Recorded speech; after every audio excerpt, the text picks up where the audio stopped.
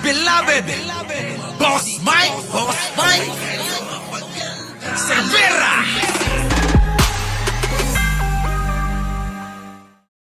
Pasok! Harangin ng Office of the Vice President ang Commission on Audit o ang COA sa pagsusumite ng audit report nito sa Appropriations Committee ng Kamara de Representantes. Alak ka! Ay nako mga kabayan, ito OVP, Office of the Vice President.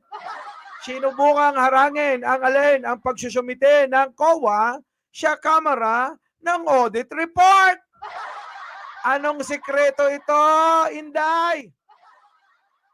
Si Inday talaga no? Abay, grabe. Oh, yung mga alipores mo. Abay, panay ang tawag na magnanakaw daw ang gobyerno ni Pangulong Bongbong Marcos. Saang banda? Saang banda may pagnanakaw? Wala namang mga dokumentong maipakita. Basta lang may maibintang, basta lang may maibintang, may masabi lang. Hindi tulad natin mga kababayan, merong resibo, merong ebidensya. Eto na nga, alin ba, Boss Mike? Yung Kamara, di ba? Yung pagsusumiti ng COA sa Kamara ng audit report na naglalatag ng paggastos ng OBP sa confidential fund. Dahil nga nakita nga doon, nako, abay, labis-labis.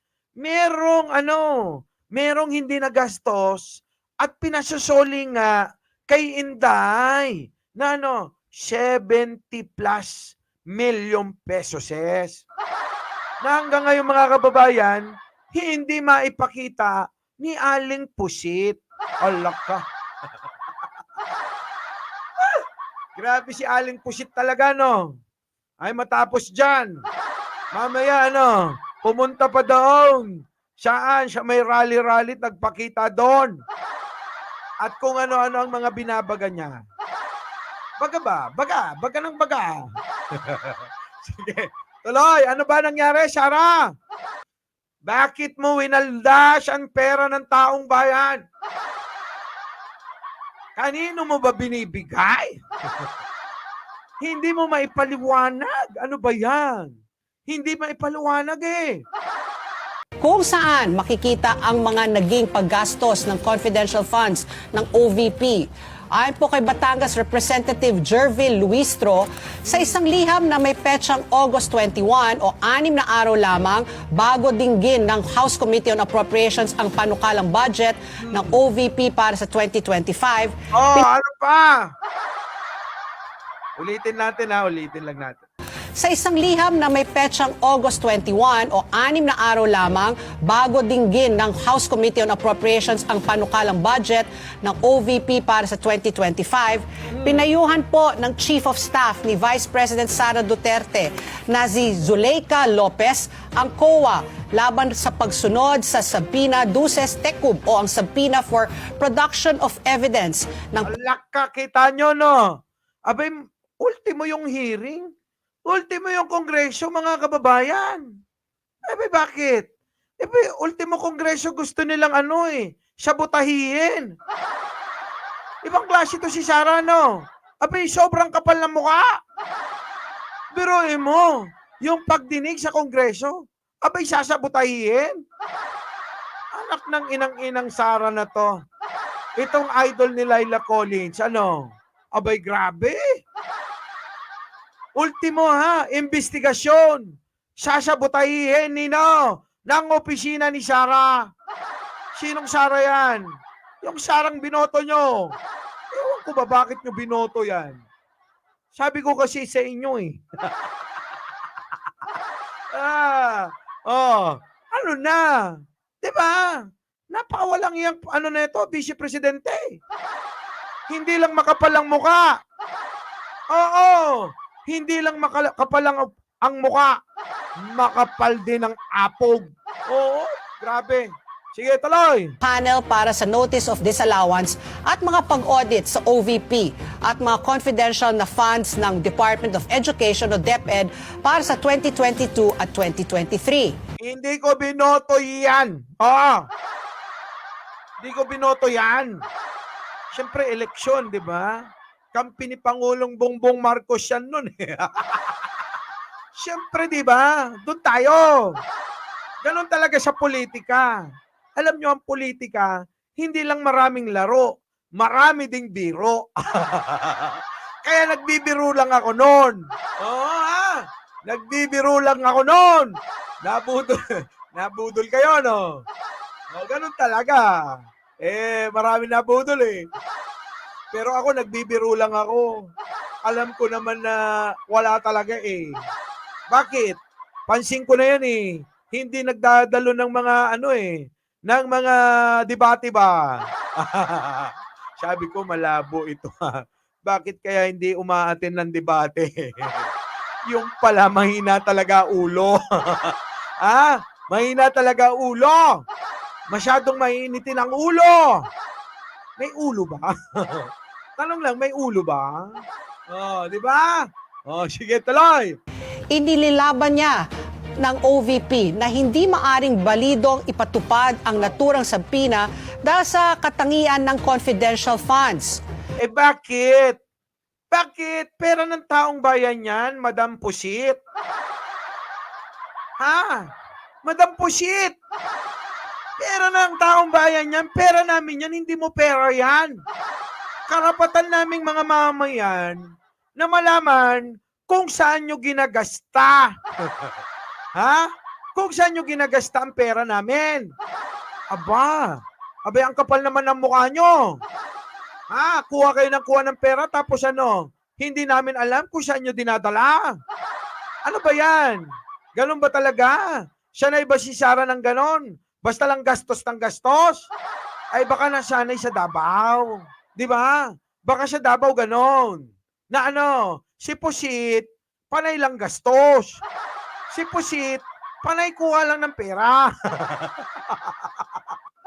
Ayaw ng investigasyon. Ayaw ng paliwanag. Hindi pwedeng magpaliwanag kasi kinuha niya yung pera. Ibig sabihin, kanya na yun. Binigay nyo na eh. Pag binigay nyo na, wala na. Wala nang bawian para kay Sara. At walang kapaliwanagan. Hindi siya magpapaliwanag kung saan niya dinala ang sandamakmak na pera. Basta ang mahalaga, puno ang mukha niya. Ha? Di ba? Mukha niya lang ang mahalaga. Tuloy. Ang pagsisikil sa impormasyong pampubliko. Ayan na nga. Sinisikil ni Sara eh. Pinipigilan eh. Paano natin malalaman ang katotohanan? Kung sinisikil ni Inday Pusit ang lahat ng pupwedeng maisambulat na katotohanan sa ginagawang pagdinig sa Kongreso? Anong klaseng busy ka? Matatandaan sa pagharap po ni Duterte sa Kamara nitong nakaraang linggo, nagkaroon siya ng mainit na palitan ng mga salita sa mga miyembro ng komite. Tumanggi rin siyang pag-usapan kung paanong ginastos ng kanyang opisina ang confidential funds nito. Ano nangyari? Ay, Sara! Paliwanag mo na! Saan ba galing? Yung mga pera na yan. Saan mo ginastos? Di ba?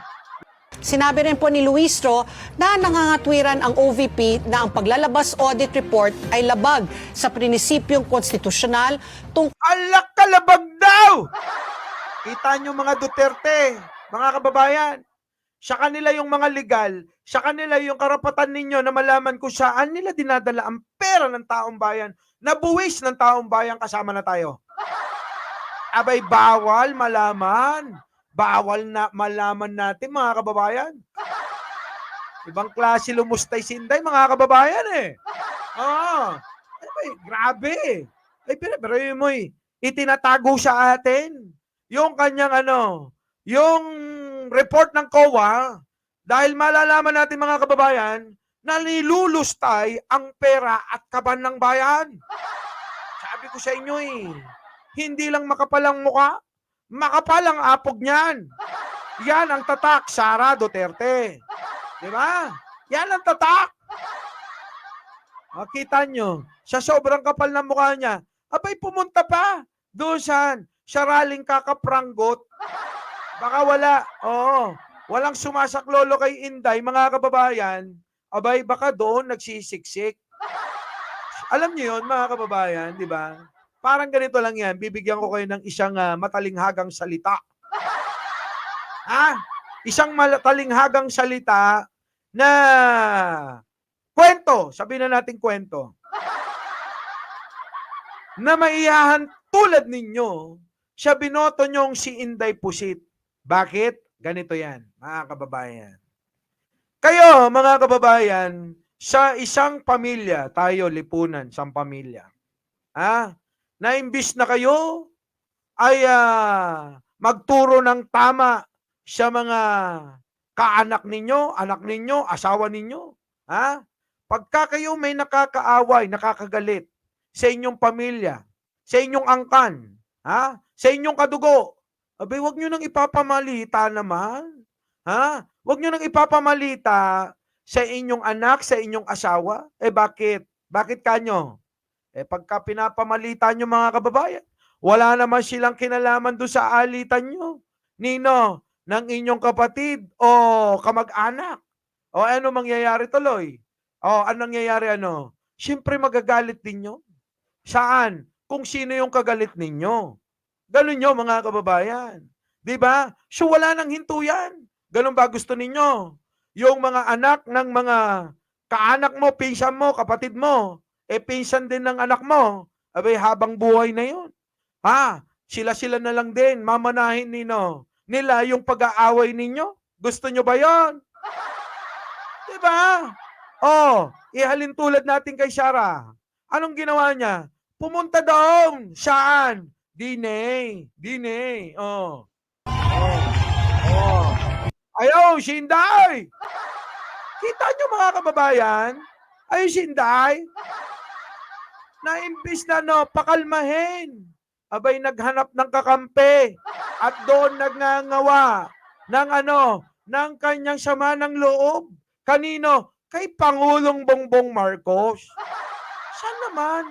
Saan naman ang isip ng Inday Pusit? Nakukuha nyo ba ako? Diba? Na yung mga yan, mga kababayan, yung mga gaalitan, yung mga tampuan, yung mga away, hindi na yan pinamamana. At hindi natin kailangan na maghanap ng kakampi. Diba? Parang ganun yan eh. Si Inday, naghanap ng kakampi, matapos matapos piling pagtulungan sa Kongreso. Kala ko ba'y maisog? Diba? Nagigets nyo ko, mga kababayan? Siguro naman maliwanag yung paliwanag ko. Na sana, wag nang ganun. Imbis na pakalmahin mo, abay inudyukan mo pa. Siyempre, alam mo naman itong mga ito, meron ding mga sama ng loob. Ano nangyari? Di lalong sumilakbo. Akala mo naman may magagawa. Kakapranggot na lang sila eh. Yan yung sinasabi ko, mga kababayan. Kung mahal mo ang taong bayan, kung totoo. Hindi ganon ang sasabihin mo. Minsan gusto ko ng palitan maging busy to eh. Para tumahimik na itong Pilipinas eh. Mahina ulo. Kapayapaan. Sumisigaw ng kapayapaan. Sumisigaw ng mahal ko ang Pilipinas. Mga ganon, mga kababayan. Mahal ko ang Pilipinas. Putik na yan. Pero gusto nilang hiwalay ang Mindanao sa Pilipinas. Diba? Saan kayo nakakita ng ganon? Yung idol ni Argo Bingot. Saan kayo nakakita ng ganon? Sigaw na sigaw, mahal ko ang Pilipinas. Si Digong, mahal ko ang Pilipinas. Si Sarah, mahal ko ang Pilipinas. Si Pulong, mahal ko ang Pilipinas. Si Roque, mahal ko ang Pilipinas. Pero tanongin ninyo, gusto nila ihiwalay ang Mindanao sa Pilipinas. Diba?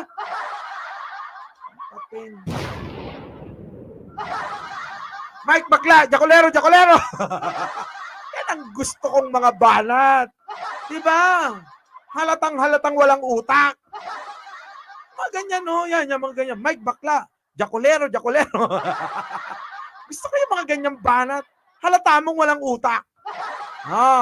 Balik na natin kay Inday Lustay. Hoy, Inday, ha? Hoy, ay Chang, tawa ka lang ng tawa. Shout out mo silang lahat. Dali na.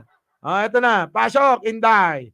Bakit? Pinipigilan mo na malaman ng taong bayan kung ano ang nilalaman ng report ng COA.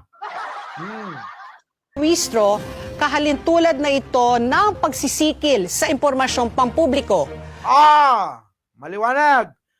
Kahalintulad na yan ng pagsisikil. Malalim na Tagalog yung pagsisikil eh. Alam niyo kayong pagsisikil, pagpipigil, pagtatago, na maibunyag ang katotohanan na karapatan naman ng taong bayan na malaman. Aba! Di ba, mga kababayan? Ay, naku! Sige, tuloy. Tuloy natin, Sinisigil eh. Nakakalungkot, mga kababayan, na minsan nagkaroon tayo ng isang vice presidente na hindi magawang ilahad, sabihin ang karapatang dapat malaman ng taong bayan. Diba, mga kababayan? Nakakalungkot talaga yan. Ewan ko na lang kung yang si Inday ninyong pusit ay manalo pa yan sa susunod na halalan. At kung manalo man yan, mga kababayan, abay, ewan ko na lang sa inyo. Kapag nanalo yan, huwag kayong magtatanong kung saan niya dinadala ang pera, inang-inang nyo. Huwag kayong magtatanong kung saan niya dinadala ang perang inang-inang nyo. Diba? Sige, tuloy. Matatandaan sa pagharap po ni Duterte sa kamera nitong nakaraang linggo, nagkaroon siya ng mainit na Hindi, Joe Poisky, hindi. Pag nag-resign, pwede ba appoint nyo, Cosmo Defender. Huwag kayong magalala. Dahil hindi ako mangungurakot. Hindi ako, matakaw sa pera. Matakaw lang ako sa gulay. Sa gulay lang, sapat na. I-appoint nyo na ako. Si Mike Cervera, palit nyo dyan. Nang sa ganon, lahat ng gastos, bibigay ko sa inyo. Pumila kayo sa opisina ko. Di ba? Malang niya. Daming gastos, bilyon-bilyon. Wala ka namang maramdaman na serbisyo. Sabihin ninyo, wala kayong karapatang tanungin kung saan ginagamit ni Madam BP Pusit yung pera. Ganon. Ballpoint. Ayop kargo. Putik ka. Basher ka talaga, oy. Ano pa? Anya, ang pagsusuring ito ay hindi lamang tungkol sa legalidad, ito ay tungkol sa pagtitiyak ng pera ng bayan ay ginagamit sa paraang tunay na may pakinabang sa publiko. Correct, na hindi naman natin makita kung ano talagang pakinabang natin dito sa opisina, Nino, ng ating BP. Ano bang pakinabang natin dito sa opisina ng BP? Opisina ni Inday Pusit ba? Ano bang pakinabang natin? Meron na ba kayong nalaman? Meron na ba kayong naramdaman na pakinabang? Baka naman meron dyan na meron ng pakinabang kasi kami hindi namin maramdaman. Our beloved Boss Mike